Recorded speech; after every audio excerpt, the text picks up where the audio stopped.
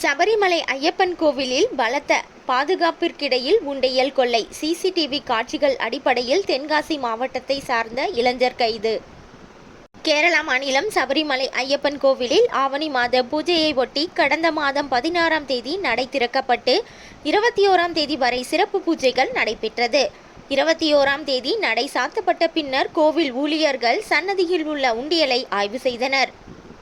கருவறை மண்டபத்திற்கு அருகில் இருந்த உண்டியல் உடைக்கப்பட்டு அதில் இருந்த காணிக்கை பணம் திருடப்பட்டு இருப்பதைக் கண்டு அதிர்ச்சியடைந்தனர். இது தொடர்பாக தேவஸ்தான ஊழியர்கள் சன்னிதானம் போலீசாருக்கு தகவல் தெரிவித்தனர்.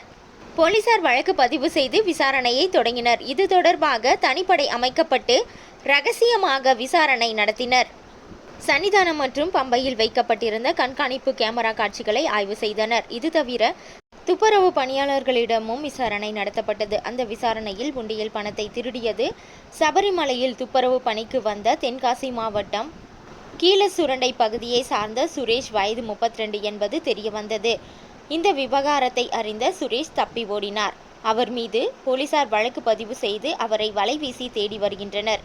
இதையடுத்து சுரேஷ் கீழ்சுரண்டையில் இருப்பது தெரிய வந்தது. இதையடுத்து கீழ்சுரண்டைக்கு சென்ற போலீசார் வீட்டில் இருந்த சுரேஷை மடக்கி பிடித்து கைது செய்தனர். பின்னர் அவரை பம்பைக்கு கொண்டு சென்று அவரிடம் விசாரணை நடத்தினர். சபரிமலை ஐயப்பன் கோவிலில் மத்திய பாதுகாப்பு படையில் பலத்த பாதுகாப்பிற்கிடையில் கொள்ளை சம்பவம் அரங்கேறியது பக்தர்களிடையே பெரும் அதிர்ச்சியை ஏற்படுத்தியுள்ளது.